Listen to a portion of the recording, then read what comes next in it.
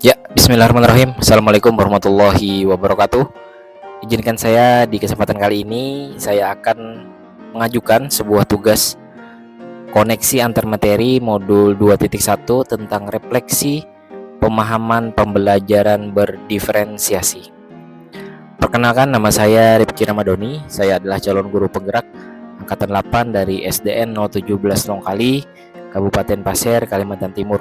Yang mana di dalam pendidikan guru penggerak kali ini saya didampingi oleh Pak Saipudin sebagai fasilitator dan Ibu Siti Juwariah sebagai pengajar praktik saya. Yang pertama, saya akan mencoba menjelaskan tentang pengertian pembelajaran berdiferensiasi. Menurut Tomlinson, pembelajaran berdiferensiasi adalah usaha guru untuk menyesuaikan proses pembelajaran di kelas untuk memenuhi kebutuhan belajar individu murid. Pembelajaran berdiferensiasi juga serangkaian keputusan masuk akal yang dibuat oleh guru yang berorientasi kepada kebutuhan murid.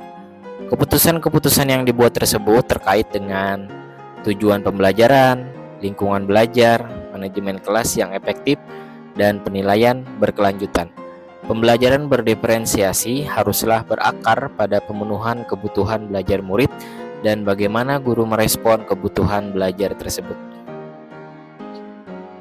Pertanyaan pemantik yang pertama adalah bagaimana pembelajaran berdiferensiasi bisa dilakukan di kelas. Adapun hal-hal yang bisa dilakukan di kelas untuk melaksanakan pembelajaran berdiferensiasi ini, yang pertama tentunya harus menentukan tujuan pembelajaran. Yang kedua, melakukan asesmen awal guna melihat kebutuhan belajar siswa melalui observasi 3 aspek, yaitu kesiapan belajar, minat, dan profil belajar siswa. Yang ketiga, menganalisis penerapan 3 strategi diferensiasi, yaitu diferensiasi konten, proses, dan produk. Yang berikutnya, melakukan pemetaan terhadap murid sesuai dengan asesmen awal dan memberikan bantuan belajar yang sesuai dengan minat siswa, baik itu yang berhubungan dengan visual. Visual itu seperti foto, video, gambar, atau auditori, atau kinestetik.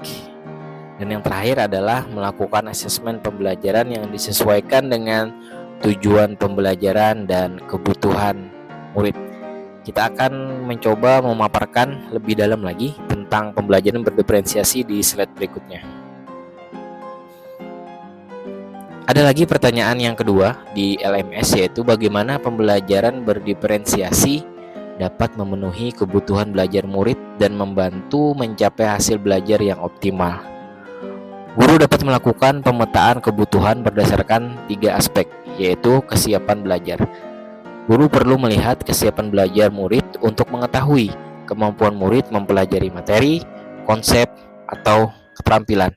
Kesiapan belajar di sini lebih kepada kita melihat kondisi fisik murid apakah siap untuk melakukan pembelajaran, mental emosionalnya apakah bagus untuk mengikuti pembelajaran, dan kebutuhan pengetahuan dan keterampilan baru mereka apakah sudah siap untuk mendapatkan ilmu yang baru.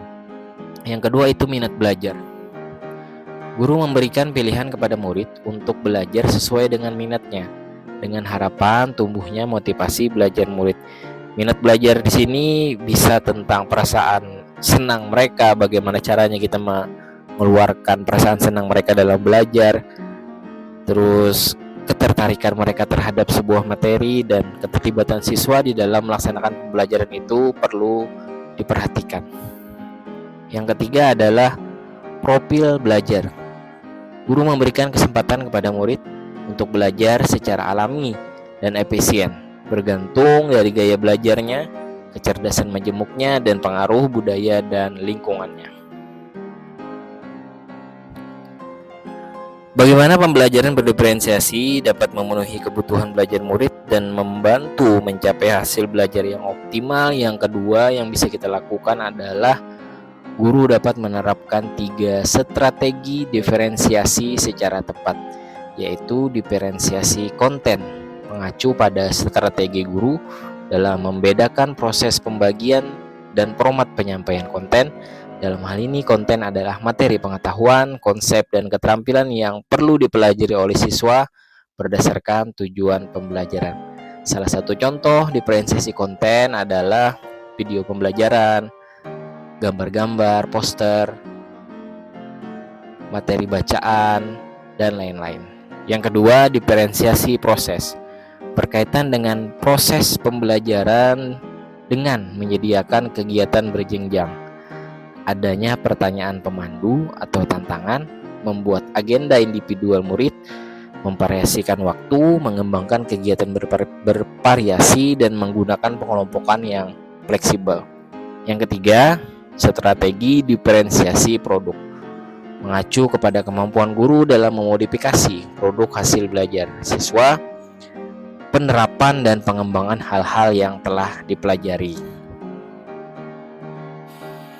Pertanyaan berikutnya, bagaimana koneksi antar materi pembelajaran berdiferensiasi dengan modul lain di pendidikan guru penggerak yang pernah dipelajari? Tentu kita akan flashback lagi ke belakang ke modul 1.1, yang mana di modul 1.1 ini membahas tentang filosofi pemikiran Ki Hajar Dewantara. Dengan pembelajaran berdiferensiasi ada keterkaitan. Untuk melakukan pembelajaran berdiferensiasi, maka guru harus mampu memenuhi kebutuhan belajar anak sesuai dengan kodrat alam dan kodrat zaman berdasarkan filosofi pemikiran Ki Hajar Dewantara. Nah, adapun keterkaitan di modul 1.2, itu 1.2 membahas tentang nilai dan peran guru penggerak. Dalam melakukan pembelajaran berdiferensiasi, seorang guru penggerak harus berpihak pada murid, reflektif, kolaboratif, inovatif. Dengan demikian, seorang guru penggerak dapat mewujudkan kepemimpinan murid dengan menuntun murid merdeka belajar. Hal ini sesuai dengan nilai dan peran guru penggerak. Yang ketiga adalah keterkaitan dengan modul 1.3, itu tentang visi guru penggerak. Pembelajaran berdiferensiasi dapat menjadi salah satu strategi untuk mewujudkan visi guru penggerak, yaitu pembelajaran yang berpihak kepada murid. Pendekatan Bagja juga bisa digunakan untuk melakukan asesmen awal murid di dalam pembelajaran diferensiasi. Kita tahu sendiri bahwa Bagja itu adalah sebuah dapat mempermudah guru penggerak dalam mengenali potensi yang dimiliki muridnya. Buat pertanyaan, ambil pelajaran, gali mimpi, jabarkan rencana, dan atur eksekusi juga bisa kita gunakan untuk melihat potensi-potensi yang ada pada diri siswa. Dan yang keempat adalah bagaimana keterkaitan dengan modul 1.4. Modul 1.4 ini membahas tentang budaya positif. Penerapan pembelajaran berdiferensiasi di sekolah akan membentuk budaya positif dengan posisi guru sebagai manajer. Guru membantu membuat siswa merasa dihargai dan memiliki keterkaitan antar dirinya dengan guru dan teman di kelas, sehingga siswa merasa dirinya dihargai dan menjadi bagian dari kelas. Nah, kita sampai kepada kesimpulan.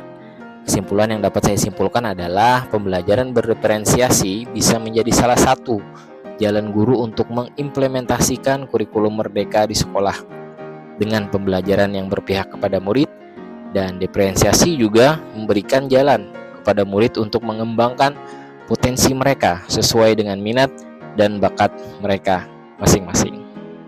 Terima kasih, mungkin itu saja yang bisa dapat saya sampaikan tentang refleksi koneksi antar materi di modul 2.1 ini. Semoga apa yang saya sampaikan ini bisa bermanfaat, dan tentunya segala kekurangan adalah suatu pembelajaran yang bisa membuat saya lebih baik lagi ke depan. Assalamualaikum warahmatullahi wabarakatuh.